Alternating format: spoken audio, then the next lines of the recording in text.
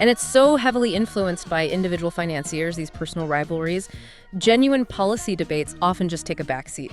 Visibility, personal ambition, securing funding, those seem to become the main drivers. Right. So it means the political movements appear more, well, financial and personal than perhaps philosophical. And that makes it really challenging for voters to engage with stable, long-term platforms. It just fragments the whole political discourse significantly. Yeah, it definitely feels like it skews the entire landscape. Okay. And then we have the small players. The source calls them the true comic relief in this whole saga. Ah, the fringe elements. Exactly.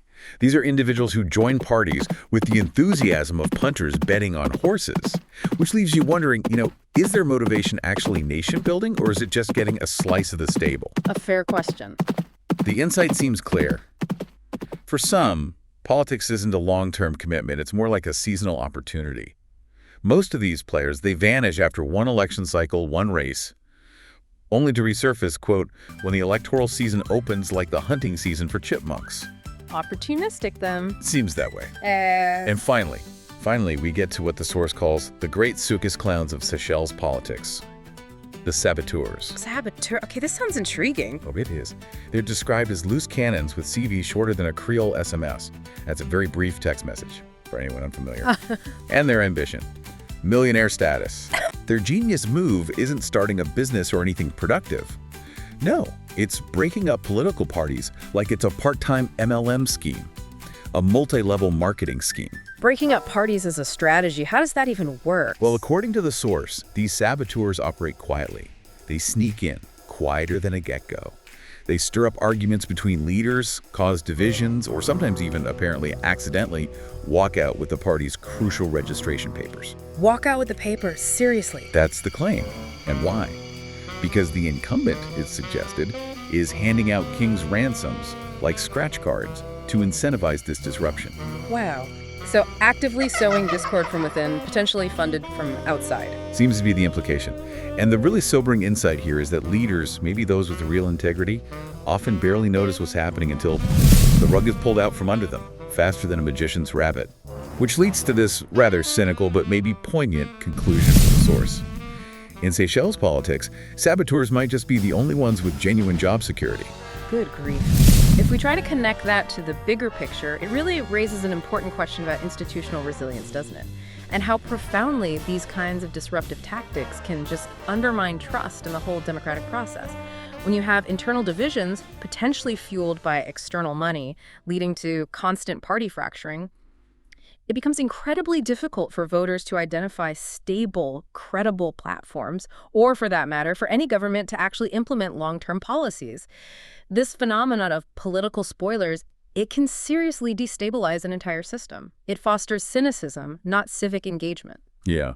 Cynicism seems like the right word. It certainly sounds like a wild, unpredictable ride, full of contradictions. I hope if there is a mindset across the political parties that says, let's try to bring people together, and where we disagree, let's try to disagree agreeably, that will probably hasten the process of reconciliation. But I think part of the difficulty is this resurgent populism, which is a phenomenon not just in the UK, but in other parts of Europe and in the United States. An idea really of simple answers, Krishnan, to often quite complex and multifaceted questions. That's one part of the difficulty of our democracy. And the other, I suppose, in the UK is a consequence of the democratic process.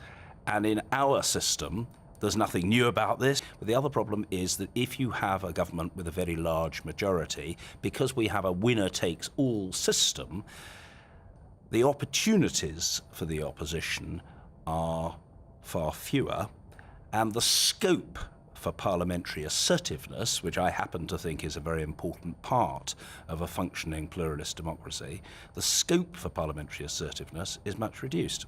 So where does all this leave Seychelles today? The source confirms, yeah, it's stable. Stable, okay. That's something. But evolved.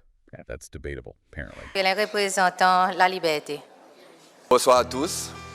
Aujourd'hui, nous voyons l'évidence qu'il y a une diversité dans Seychelles. Et moi, aujourd'hui aussi, nous célébrons sa diversité. Nous avons une diversité de politique aujourd'hui, par les autres même, et nous avons une diversité de nos peuples. Et moi, quoi, ça a une valeur qui est exceptionnelle pour Seychelles, exceptionnelle pour le monde. Et moi, quoi, nous n'avons pas besoin jamais oublier ça. Et avec tout ça qui nous cause, la politique et la discussion, nos croyances qui peuvent faire différence, mais c'est celle nous besoin parfois faire des efforts spéciaux pour unifier ça les peuples encore. Nous avons dans le district parfois nous avons trop beaucoup de divisions et Parti de la Liberté il a aussi créé pour faire ça c'est celle un peu pareil qui était longtemps.